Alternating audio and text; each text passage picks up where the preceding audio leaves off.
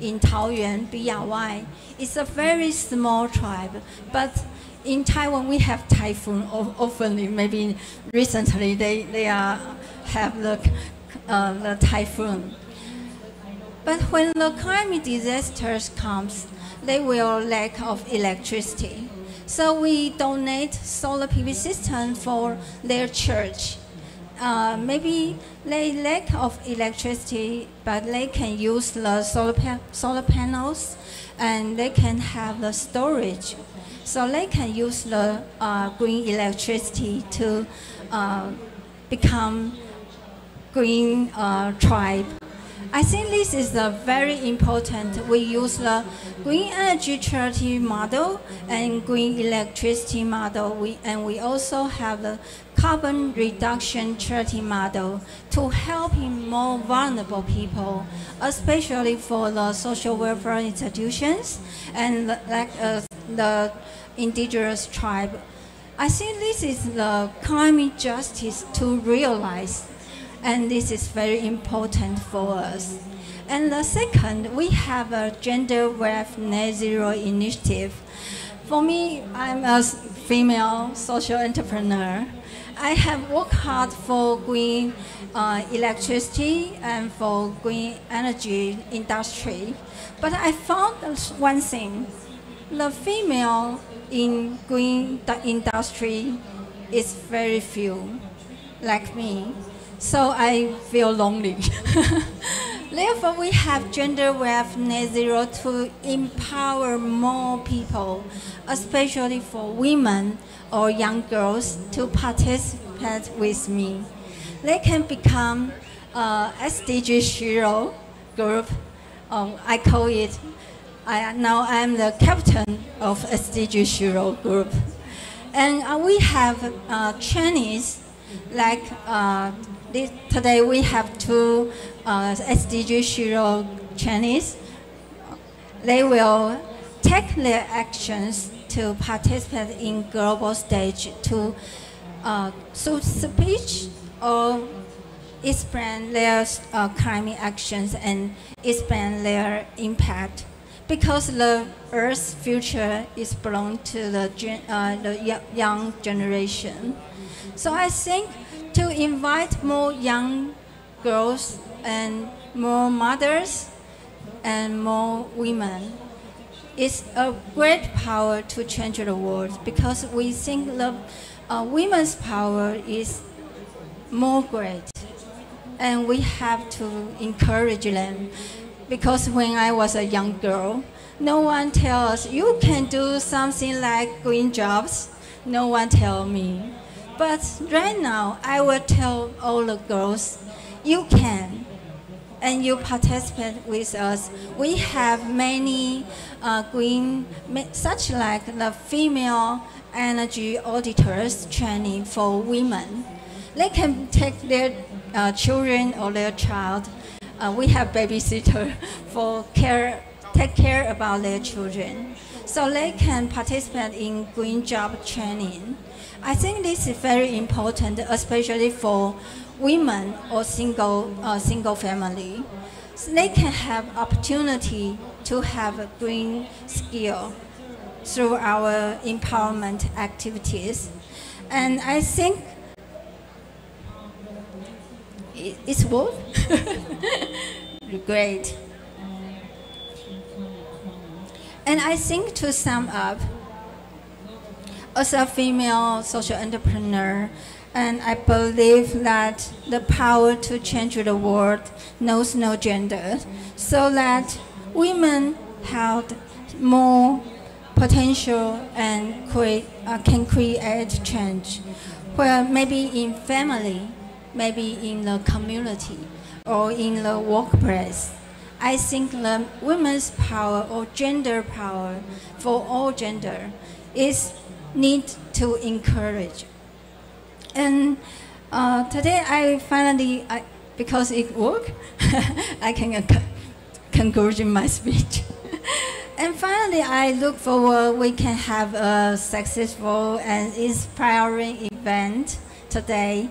And Bozhen and Mutian, our SDG Shiro trainees, will show their speech and have their activities to showcase about the young girls. And I'm very looking forward to their actions. And finally, I think I hope everyone can enjoy our panel, and we will have a good discussion about the solutions for the vulnerable people. And I look forward to your solutions today. Thank you so much. Thank you for Phoebe's amazing introduction and welcoming. We are really pleased to also welcome people from amazing youth from the different worldwide to come to our session today. So we have Tiana. Tiana Liu is a lead of this Taiwan University MTU division on Sustainable Greens Association. And she's also very have their power on the sustainable and career and also the food security and the different aspect on the sustainable futures. And we have Ana Cristina. Cristina is from Mexico, bring different values from the other side of Taiwan. And she's currently a chemical engineer and bring some urban waste and the low carbon materials into our current practical futures. And Saurabh Sinde is from India, and he is also the CEO of OMG Greens, and he brings so many like food security, food is initiative on the different communities and the low stock farmers. He brings so many different initiatives on the current youth actions. So we are really pleased to welcome them to come here. And firstly, we'll welcome Tiana Liu, Mutian Liu, come to the stage and bring her amazing speech today.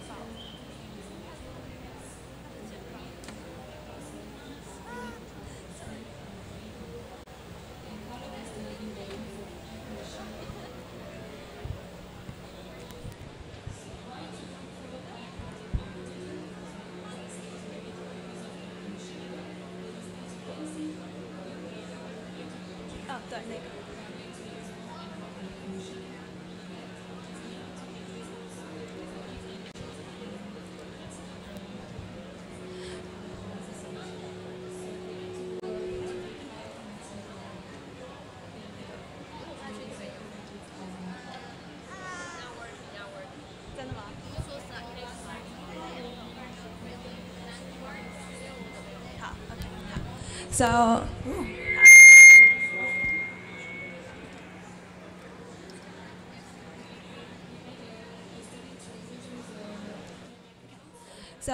hello everyone, I'm Tiana. I'm honored to be here to represent TGEC, Taiwan Green Energy for Charity Association, here at COP30, the Green Zone. And this is my first COP and my first side event, so I'm quite nervous now.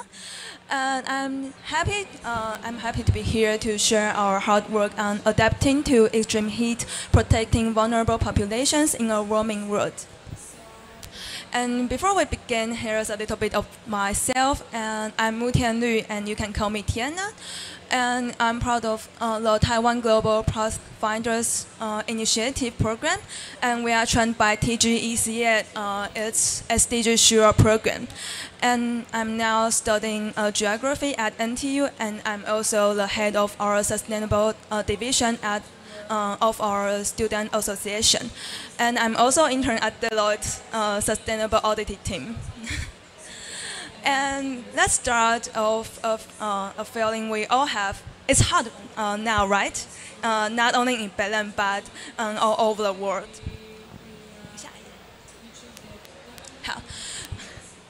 So the world is heating up faster than ever, and in Taiwan, the average summer temperature have increased by nearly 1.6 Celsius degree over the past century, and also by WMO's information, we can know that 2024 is the hottest year on record, and it's about like 1.55 degree above the pre-industrial level.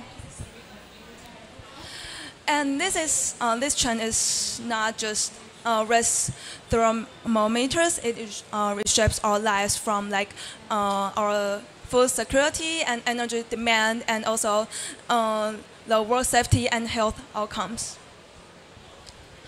However, there are some vulnerable groups under this extreme heat. They are under the most risks. So, for example, like elderly individuals, they may living alone or with chronic conditions. They are really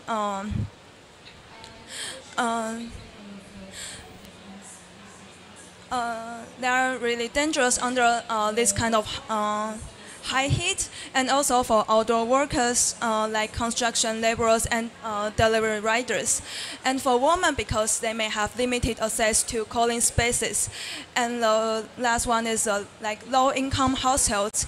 They may without access to cooling or ventilation.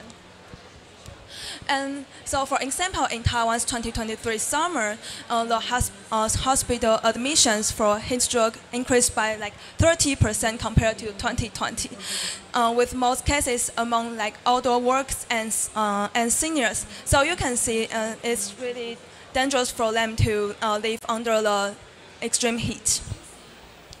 And also we can see the intersections of vulnerability. Like you can imagine an old farmer who may live in southern part of Taiwan, in Tainan, maybe, and they may need to work for long hours under the intense sunlight. So they may face both occupational and health risks.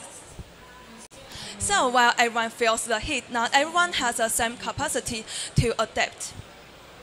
So to solve this problem, Taiwan's government has taken several steps to protecting vulnerable groups from the heat. So like our Ministry of Labor, they have this heat hazard prevention information platform. So it's an online system that can issue high temperature alerts for outdoor workers, and it also provides like some guidelines and like hydration schedules or like emergency response.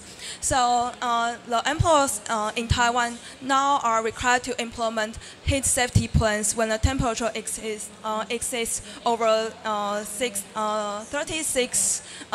degrees, or the heat index reached really dangerous level.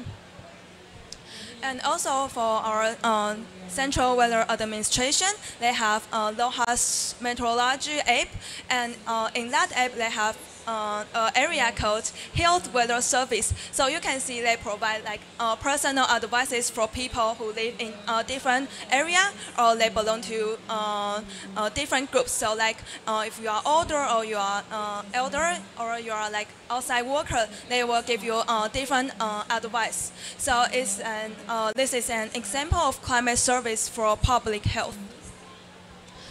And also the government is now discussed on having a high temperature leave policy. So it's not currently under discussion, but we can see that many countries are also having this kind of policy. So they may have it like a legislation or special laws. So like Spain or Qatar, they already require outdoor labor to suspend work or provide protective measures once a critical temperature threshold is reached. And also for United States and Australia, they are having administrative orders or departmental directives. And I think this kind of policy is really important because under the extreme heat, we may have like heat-related conditions for outdoor workers, and it sometimes can affect their lives. However, women is also important under this discussion because we all know that there is like half of the population in our world is women, but women, in fact, they face a greater heat risk due to the physiological factors such as lower sweat rates and reduced heat dissipation, and as well as social and economic inequalities. So, for example, in India. That's okay. So,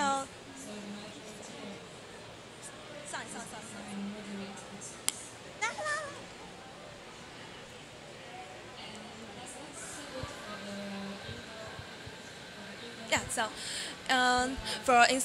for example, in India, women need to take additional 90 minutes to take care of their families because of heat waves. So many of their families may feel sick under the high heat, so they need to take care of their families. And many informal female workers, like street vendors or cleaners, they remain unprotected by labor regulations. So that's why we launched our Cool Magicians. Our Cool Climate Magicians project. This is the first gender-focused heat adaptation program in Taiwan. So in that adaptation program, we divided into two phases. The first one is extreme heat adaptation city workshop, and I think this is more approachable for public because we are now collecting like 100 summer cooling tips, and also we are now planning to have a gender-friendly cooling spaces map. And the last one is we want to design a cool packs for different vulnerable groups, so they can have a pack and to adapt and to assist the high temperature. And also the second phase is Cool Climate Magicians training course. So we want to have a gender-responsive training that can empower girls and women as certified Cool Climate Magicians. So it can build community climate leaders and sustainable knowledge networks. And we hope this program can strengthen grassroots climate resilience.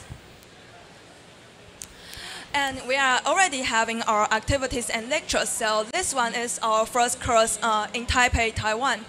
So this is our Cool Climate Magician workshop. So we are promoting public awareness and gender responsive climate adaptation.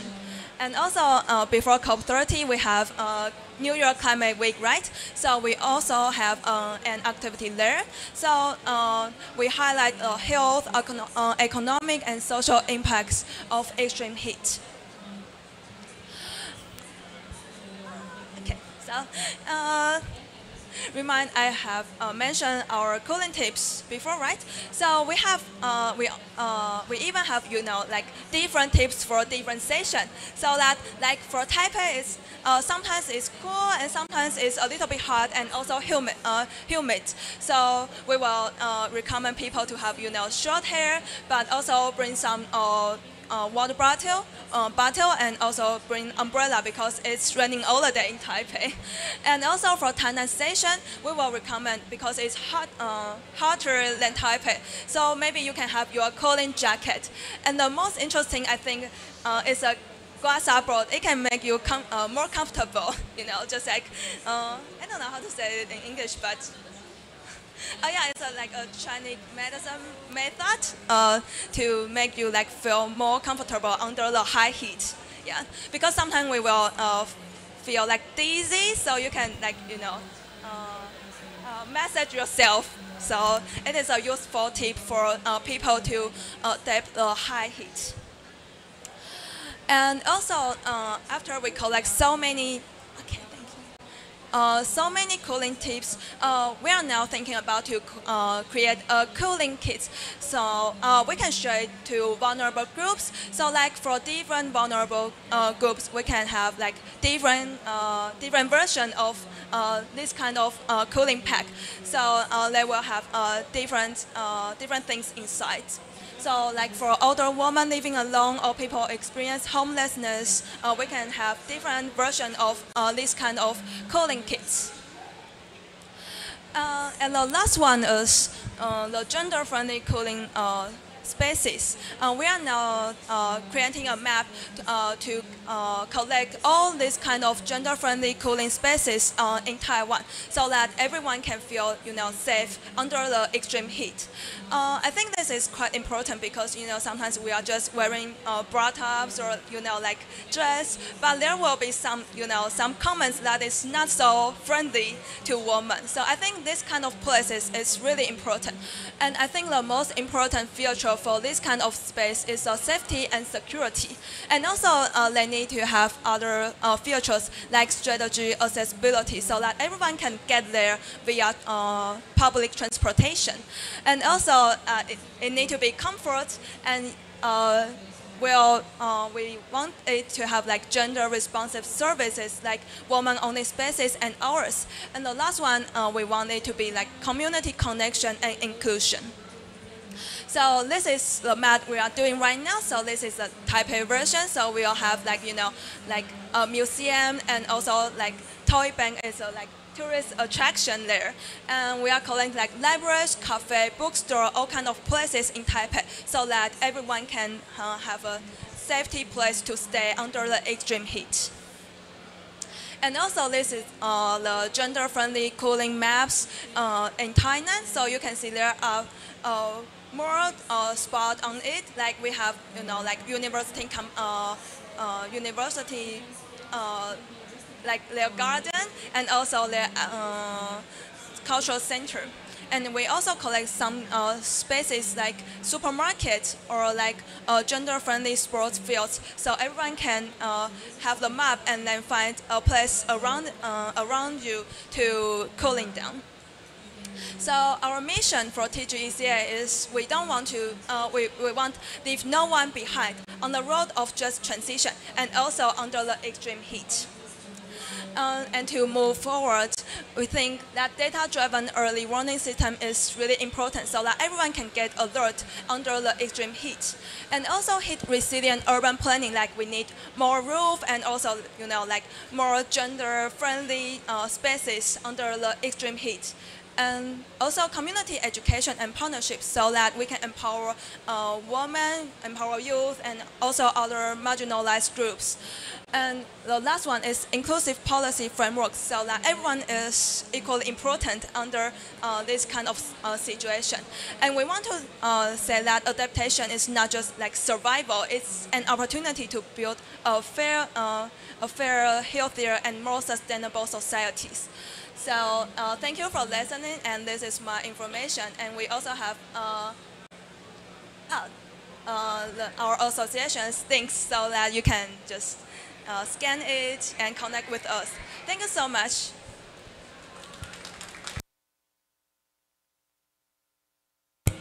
Thank you for Mudian's wonderful speech and bring different insights on vulnerable groups for women, for the aspect that we didn't feel really being seen, being viewed, and that is the way that we're trying to bring this initiative, bring this action into this field, and trying to discuss with all of us.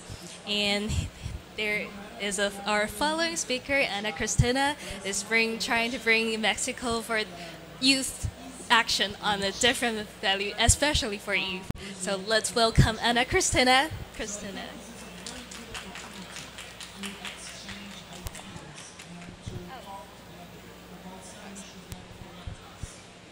Hello everyone, thank you so much for this space. I would like to start this presentation talking about one of the most important objectives of the Agenda 2030 is the number 7, access to affordable and clean energy.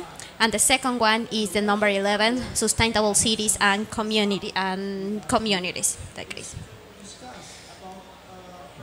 So for that reason, my name is Ana Cristina. I have studied chemical engineering, and I have been investigating about the biofuels within the energy transition.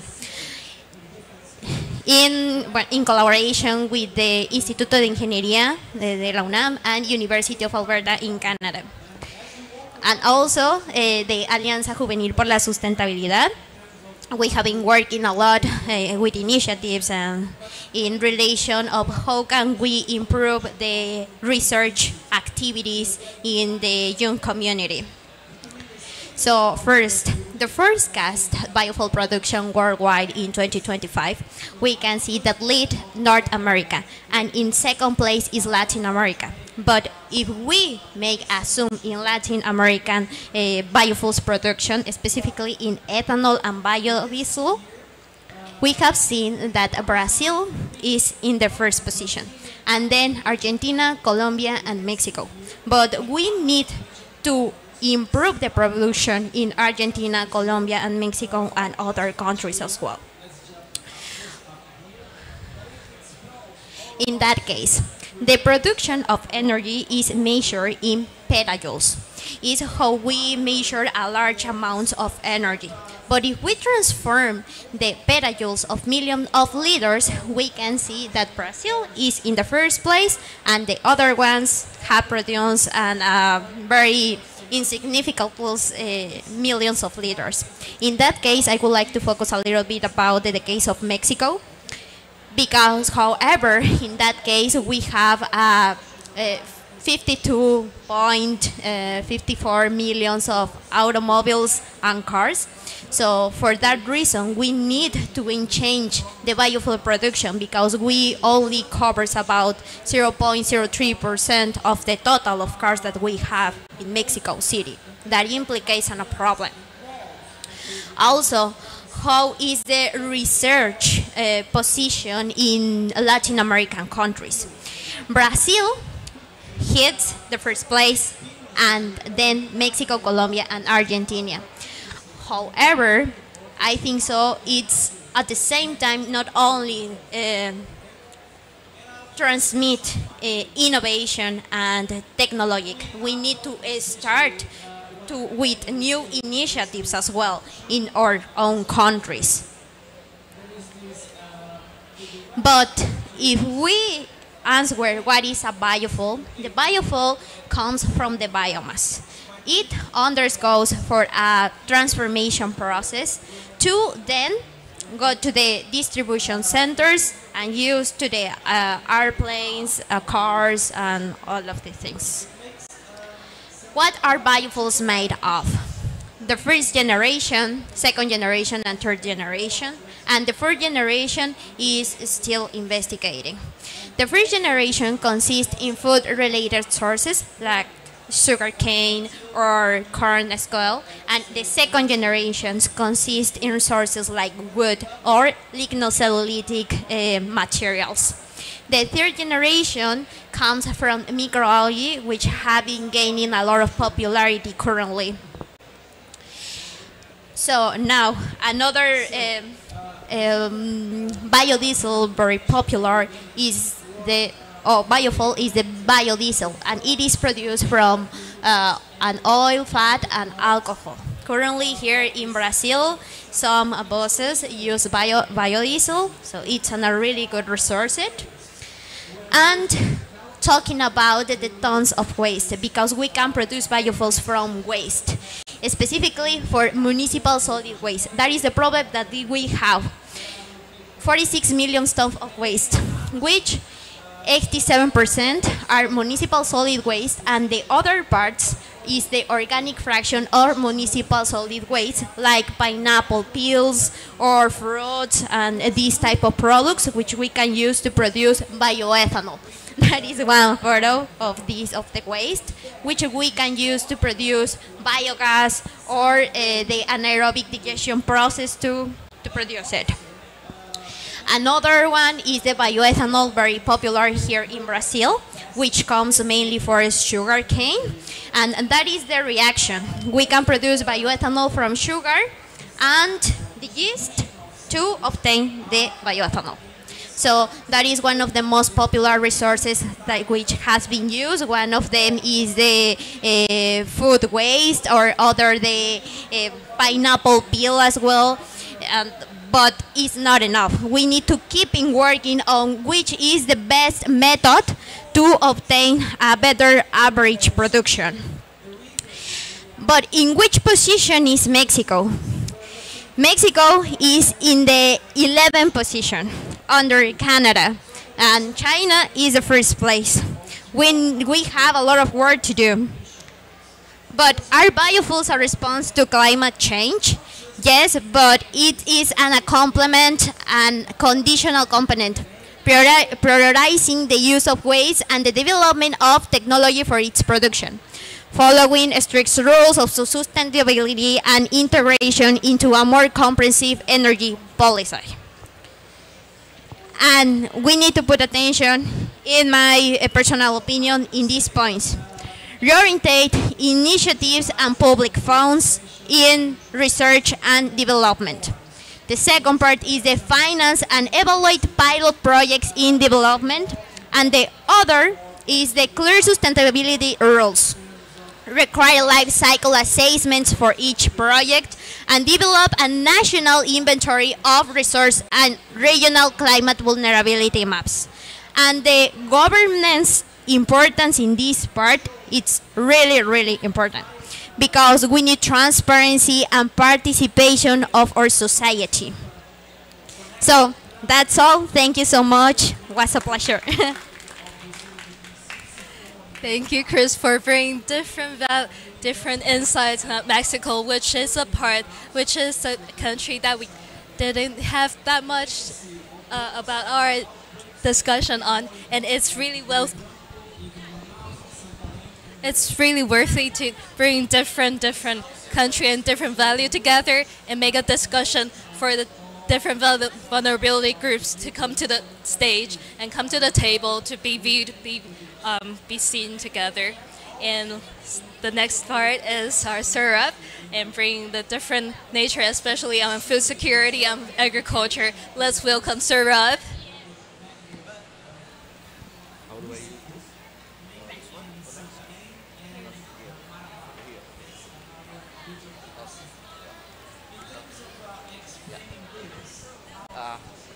Hello, good morning everyone. Thank you for this opportunity. I'm really happy to be here and share some of my thoughts. So I've been, when we visit conferences like this, most of the time we hear is data, right? What is wrong and how situations are bad. So here I felt I would just share a small story on a project that we are doing in the hottest district of India.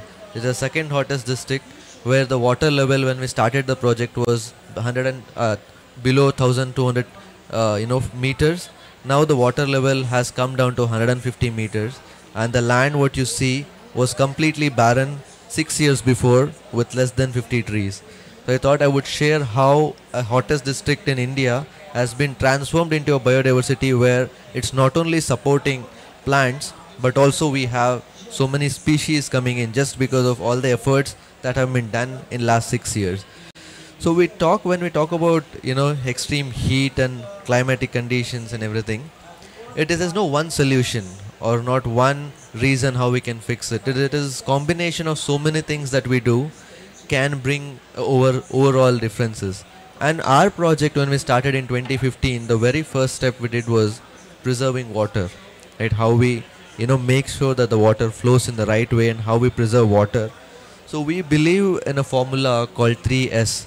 This is one of the projects we do, which is a 1,300 acre land where we have done how we have been, preserving water at the first place, wherein capturing rainwater when it falls, right, and recharging. So if you see, we have created different level of, check dams so that the water is reserved first, so that during the summer season, the same water is used.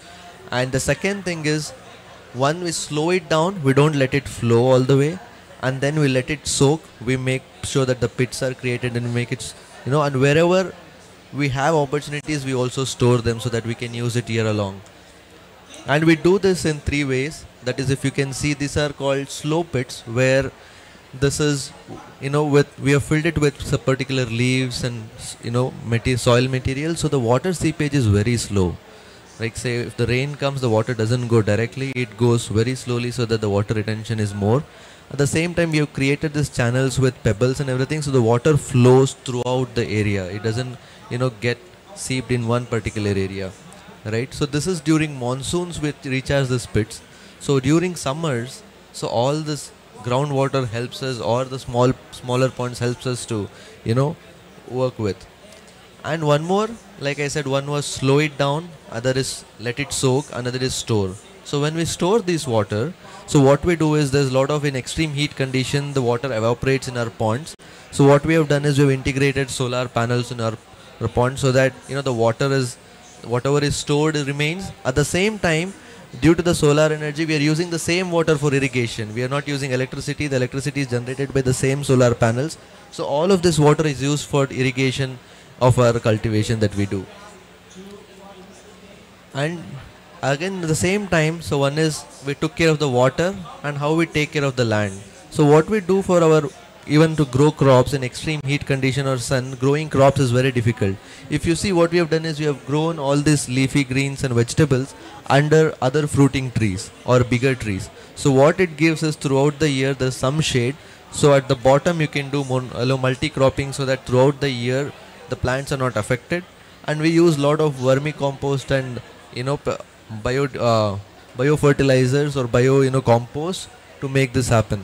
So one first was we took care of the water. The second is for the cultivation purpose, how we can make it multi-crop, so that the ground level plants which cannot sustain in extreme heat have a upper shade, so that they thrive throughout the year. Right? And this is one, I could not get the picture, I'll show you towards the end. So this is one of the things which is extremely in cities. When we focus on densely populated area, we feel that we need large areas to create forests. But even a smaller area of forest, smallest area where we can plant agroforestry, where the plants of different kinds which support each other, right? So there is a smaller biodiversity you create in every, small parts in cities that you have. So that kind of helps also, give immediate. One is it's not only a growing random species, but you're growing food growing like fruit bearing trees, which helps the community also. And this is something, when we do all of this, if you see, this is one of our wastes. After all the water that we have used, right, we don't let the water grow in the drain. We let them pass through this. This is a wasteland management system what we have done. This is completely, even when we use our sewage water, when it passes through, the pollution is less, the smell is also not there, and it recharges the ground. So in our campus, we follow that every drop that comes into the campus, we don't let it go outside. So we make sure that it seeps into the same land. Right? And this was the area which was in 2015, the area where there were plants were less than 50 trees were there. So this was after 1 year, and this is how it looks now, with more than 1 million saplings, with the water level which was under 1200 feet. Now it has come down to 100 feet, right? All in the span of 5 years. And this is a model I wanted to share, because this is something we have done in the second hottest district in India, which can be replicated anywhere. We can take inspiration from each other, the models which we have done, and we are happy to share the resources and material that we need to replicate. And we have been now working with extremely vulnerable communities across India, where they face similar challenges. So we are sharing our knowledge, we are sharing how we are using biochar, how we are creating these water bodies to make sure we maximize the resources that are available in the local community. So this is a campus, and this was before 2015, and this is how it looks now, right? So all of this, I can share some of the videos also with you. You can follow more of the work at Heartfulness organization, which is based out of Hyderabad, where we have this campus. And now we are working across different regions in India, primarily helping farmers and unreserved communities, where it is not only we make them plant, but we also help them how they can make a livelihood out of it. Yeah. So this is again water harvesting, like I said, how the ponds are made. And the same ponds we add solar panels, so that the whole irrigation system is routed through that. Yeah. So with this, I feel I've just given a small story, and what we have been doing. I think if you can pick up anything that resonates with you, I'm happy to share more details and how we can share the knowledge that we have been doing. then thank you so much for the opportunity. Yeah. We can see that how many the vision be changed after the action, and we can see that there are very so much different the solution and strategies on extreme heat. And before the panel discussion starts, Phoebe Chen will bring some gift for you amazing speakers here. So please come to the stage and.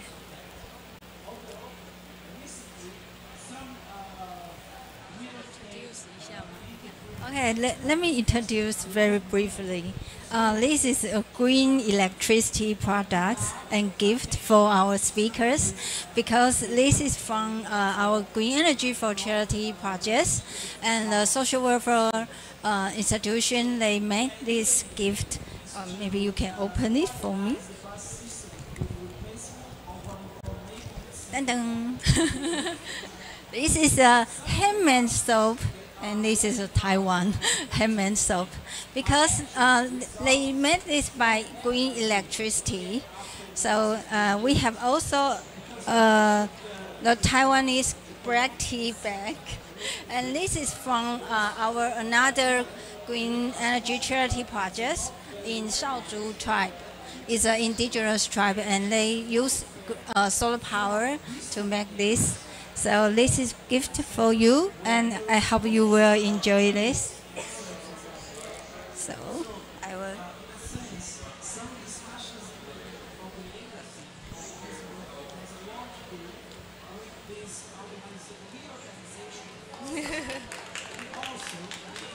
Let's take a picture with speaker and Phoebe's. Look at the camera there.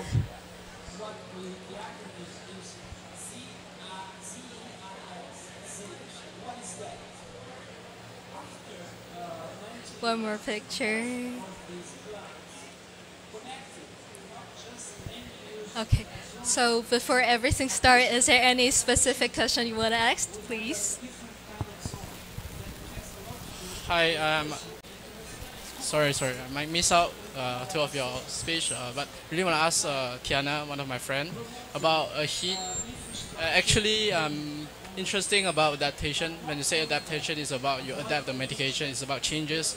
And what do you think about, because you are a geography major, what do you think about in Taiwan, how you adapt in future, maybe in 2030, how do you hit the net zero blueprint instead of the heat niches topic? Yeah. I think this is a really interesting question, and in my department, many professors, they are doing research on warning systems. I think this is really important, especially in Taiwan. We have so many extreme weather events, and maybe we have floods that will be more frequently in the future. So I think this kind of research is really important for adapting this kind of extreme weather events, like in 2030 or maybe the further future. Okay.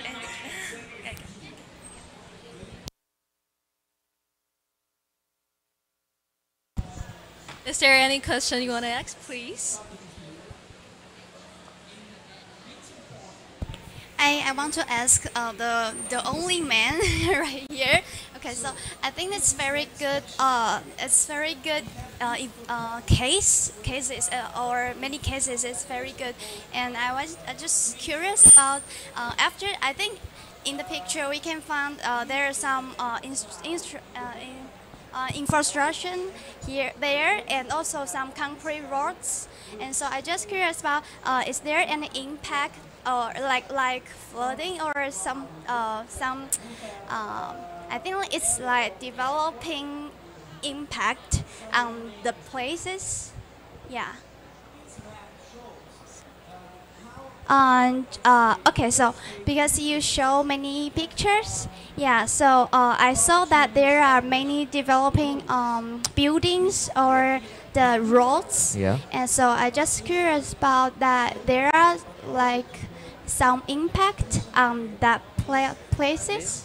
Okay, Yeah. because of the structures you're meaning? Yeah. I just Okay. yeah, because I think it's kind of like natural-based solution, I guess, because you build you plant the trees or something. Yeah, so I think it's a good maintain the also trees the biology or biodiversity, and but also you have different buildings. So yeah, so just curious So about I that. feel, thank you for the question.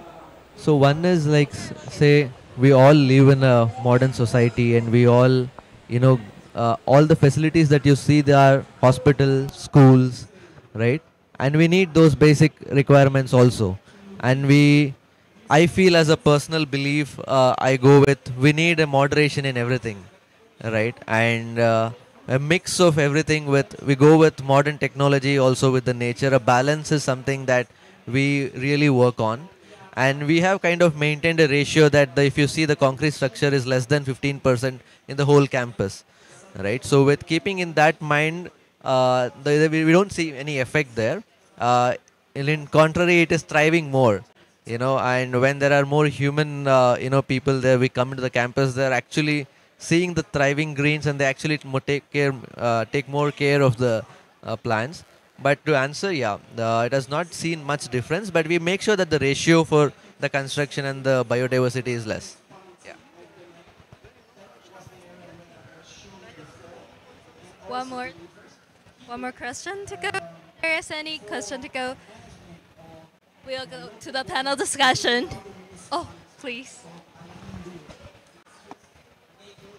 I came at the very last minute and I saw your picture before and after, and it impressed me. That's why I was sitting here.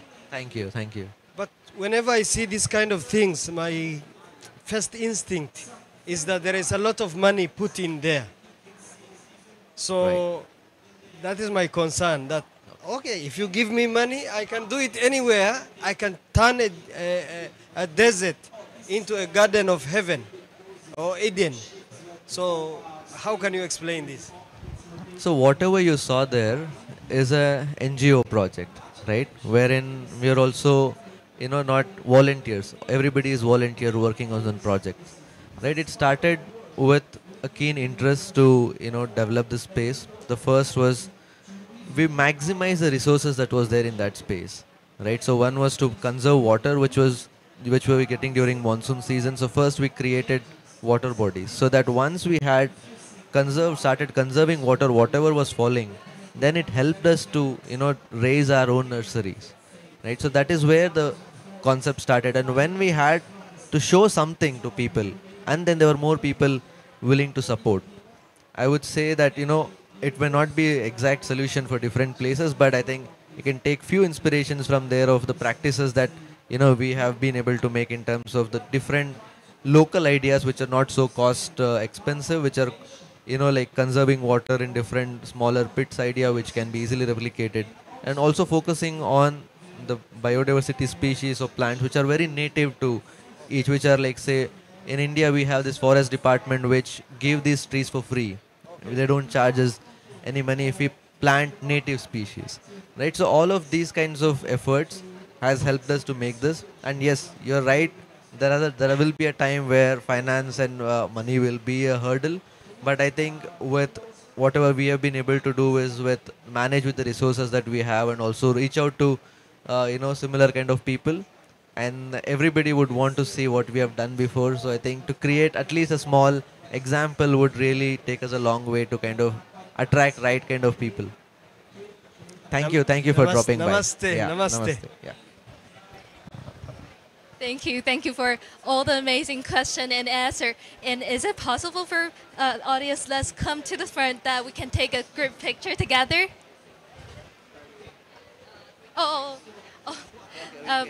We'll take a picture from the front. Sorry, keep staying here. Just a moment.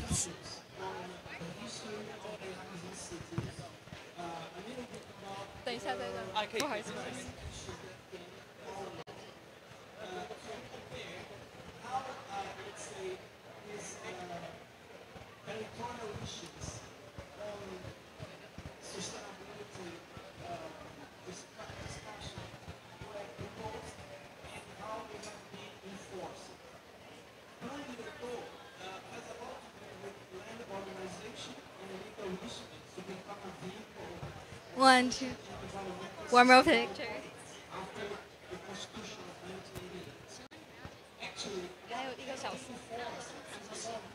没要吗？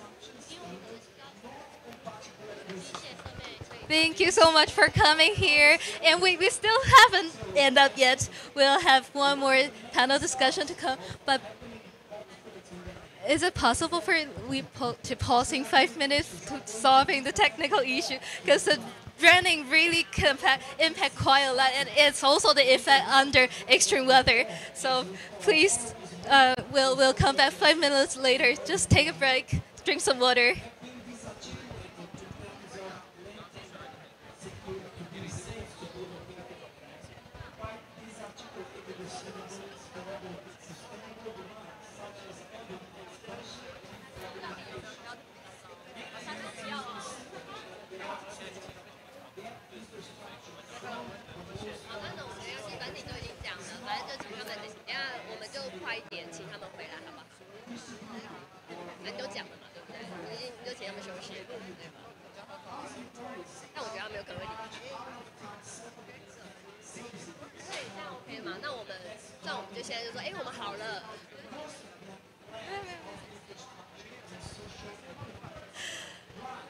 Like extreme weather is really unpredictable. So currently our technology is really already solved. So we can go back to our panel discussion. So please, Surab and Christina, Tiana, could you please go to the stage? We are starting our discussion panel.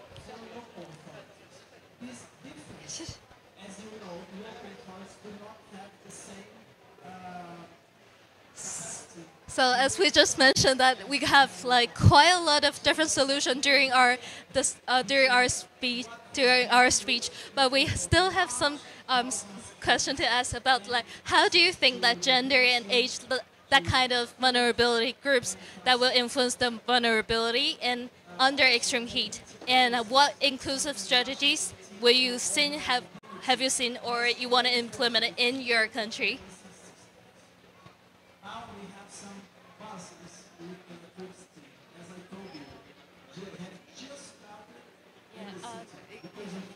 So for me, I will care more about like youth.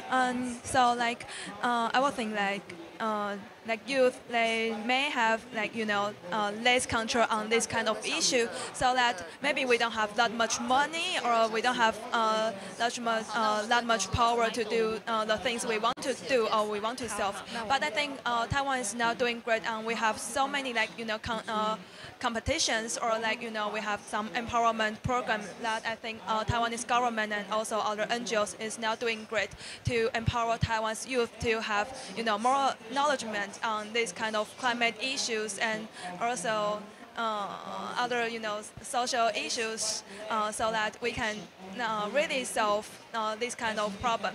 And also I think in Taiwan, there are some government that have like intern program, so that youth can really join into this instituency and to discuss with those like government and also other important person in that environment. Okay.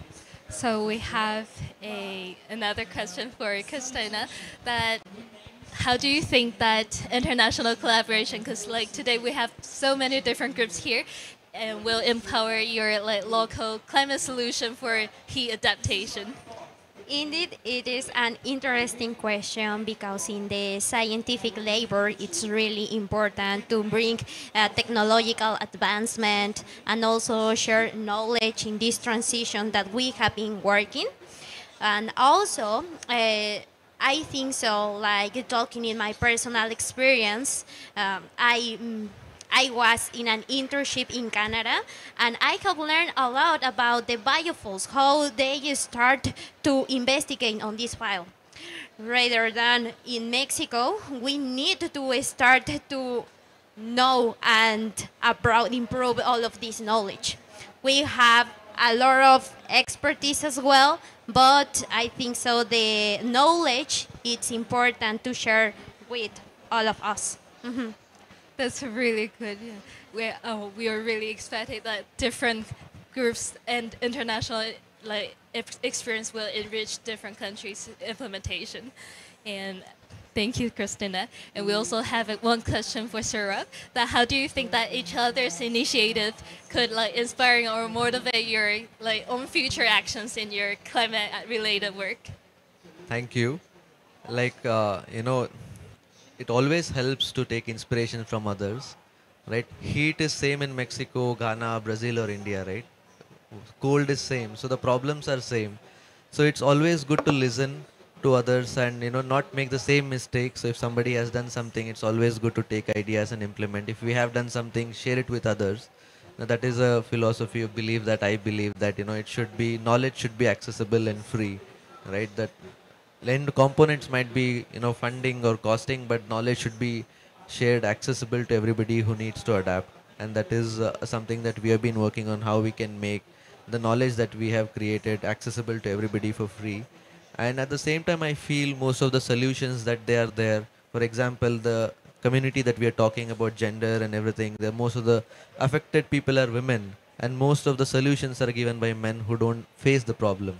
So I feel when we create this solution, if we make people who are affected with the problem also design the solutions, then I think we'll be able to make solutions which are implementable. So for example, the solution may be really great, but when it comes to implementations, the people who are doing it may not relate to it at all.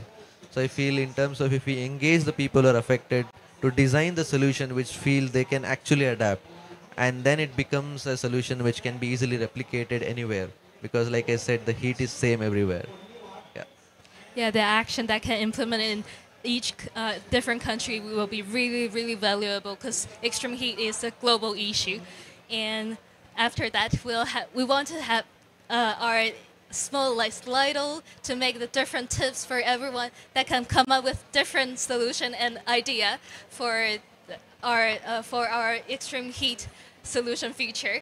And so please, we'll go back to our seat and please scan the QR code on the board that we can try to figure out if there is any specific way or tips you wanted to share to others and bring different solutions and ideas together to make a brainstorming. So if you have your phone, please scan the QR code on the board. And the first question is, what's your cooling item and tips? Like Tiana bringing some different experience for us, that maybe the small sprays, small top, different usage on the different tips for cooling each other down. And I think that's a really good idea for each others to learn to trying to cool ourselves down.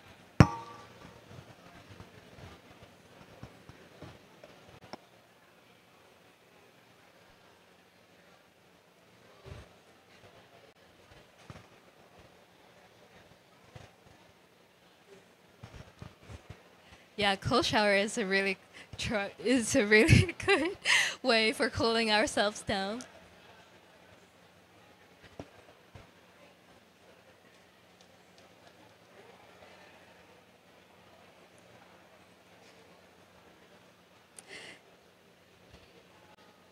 Because we keep saying that show hair is a really good way to implement. So maybe after this, I will go to cut my hair. Yeah, that's really, really important to keep ourselves hydrated, because dehydration might increase the risk of the health problem. So remember to bring your own bottle of water.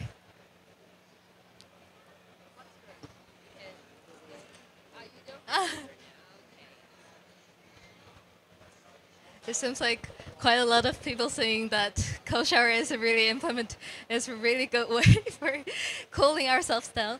And only go out at night. Who is the person who said this answer? I'm really interested in only go out at night, because it's really good way, but it's sometimes it's a little bit hard to implement.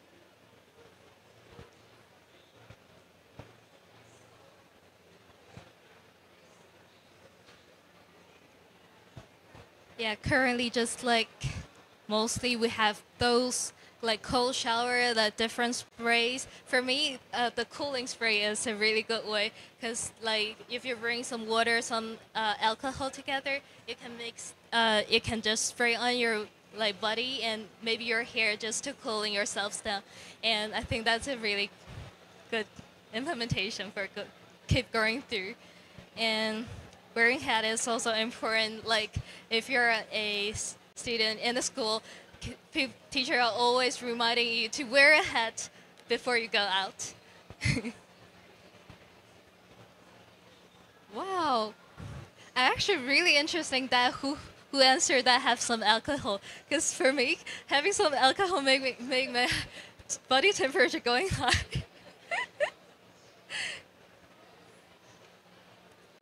Yeah.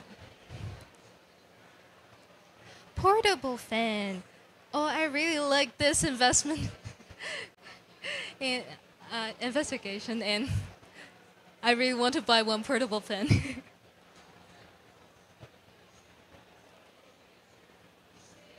Yeah, cold towel is also the way that we're trying to. Is there anyone haven't typed their answer on it, or are we all good with it? Yeah, so like everybody have their own tips on cooling down, and especially bring water, wearing hat, cold shower is the best way to implement.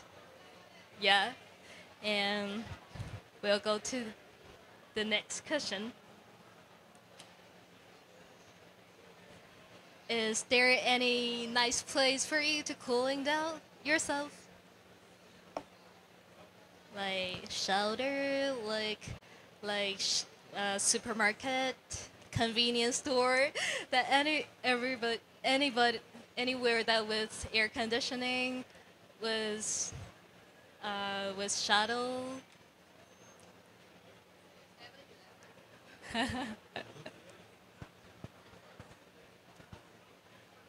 Yeah. Wow, building with high ceiling is really bring wind to come to the building and make the temperature won't get that high. So I think that's a really interesting question, interesting answer. Yeah. So each space that with air conditioning, with the shelter, with the shuttle that will bring the place to cool ourselves down under extreme heat. So there are answers on the board that we can see that if you couldn't find a place to go, maybe we can try to, like Green Zone, like trying to check out this place for you and trying to figure out if there is any place you can hide yourself on to avoid just keep over dehydrated under sun, under extreme heat. Who's writing the most? That's really interesting. Which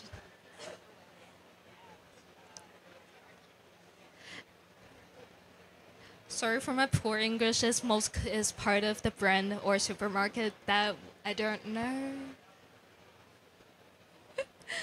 Okay, then. Okay.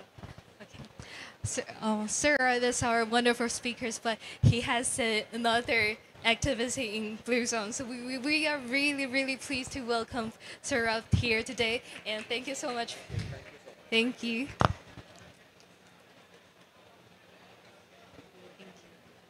And we'll have our last question for bringing us the tip together.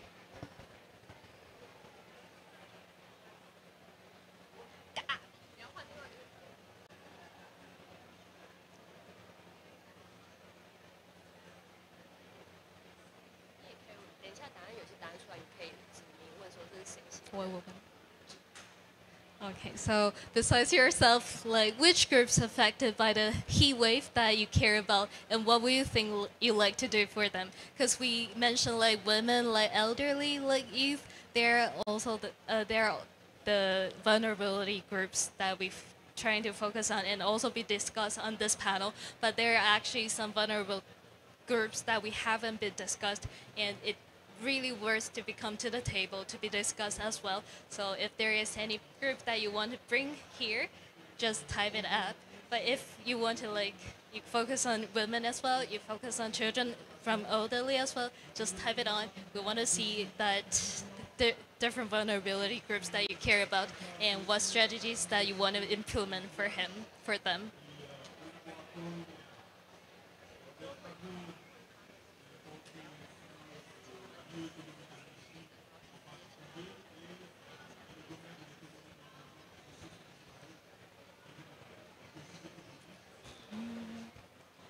Well, disability is the vulnerability groups that we haven't discussed in this platform for too much here yet. Who write down the disabilities? Could you please share some like the action you want to do for them, or the reason why you trying to like keep like focusing on them? Because while I'm working today, just walking to this green zone, I found out that this is not really, like walkable for normal people. So I'm thinking about how about like disabilities, how they come to here will be a big problem.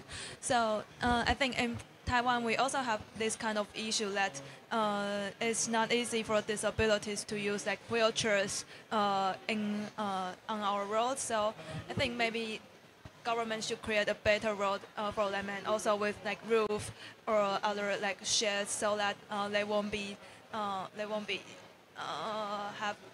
get a sick illness under the extreme heat. That is a really good answer, that we have to consider different aspects for them, especially like a walkable city is also the concept that can enrich the way that we can cool ourselves down by bringing the path for the disabilities to go to the cooling place like green zone. And because we can see that elder women, young children, and elder workers are the really big aspect that we keep focusing on. I wonder that who write down the elder workers. If there is anyone write down this, could raise your hand and we can discuss on what you're focusing on. If there is any specific issue you're trying to implement your strategies on, or if you're writing down elder woman. Is Phoebe writing this down? Oh. So, sorry for a very loud voice. So I wrote elder women because actually I have my mom, and I can tell that she suffers in summer because of the extreme heat. And also, I saw a lot of cases that women are more in risk under the extreme heat, especially for their health. So I think if you observe the data from the ambulance or the hospital, you can see that a lot of women are suffer from the heart, and they may have heart stroke, and that's why. And I also know cases in Switzerland. There's a lot of elder women. So they have a suitcase of their government. They want their government to have more ambitious goals about the hot weather, because they can't go outside because of the hot weather. So that's why I put it down, elder women here. Because there are all the vulnerability groups that connecting elder groups, connecting women who are under the higher risk of extreme heat. So it's really important that we consider them. And who typed the homeless? It's really, really important, the issue that we haven't discussed yet. So who typed homeless? Would you like to share? Thank you so much. Well, because like one of my projects, we help homeless people in terms of food distribution, and I heard a lot of the stories from them that they suffer a lot from this heat because it's not normal, that it's not the same summer that they've been through, so it's something new and they don't know what to do. no, of course they have this shelter that's done by the government, but still it's not enough for all the people. But then, to be honest, well, when I travel in South America, I see a lot of homeless people as well, like on the street. But then, like, for the South Korean cases, I think there are some support that's coming from the government. But here I see those people are really vulnerable. I don't know what kind of help they're getting, and yeah, that's why I put. But I don't really know about the solutions yet. But I think this is something that we can actually think about for the future. Yeah, all the issue, all the different solutions and strategies all come up by raising the awareness on different groups of people. So we are really grateful for hearing the different aspects on different vulnerabilities groups. And it seems like the outdoor works and young children is a really big issue that we also come to this side. If there is anybody want to share that. Okay, I'm as a mother of 2 boys. I think the kids, or especially for boys, they need to go outside. But under the extreme heat, they cannot play outside to the playground or the garden. So the mother will have more burden to take care of their children. You know, we have to pay more time to take care, and the children will have more health problems. And I think this is a very important vulnerable group. Thank you. Yeah, it's really an extra cost on whether time, on whether money, different costs for them to trying to solve the solution, trying to solve the problem under extreme heat.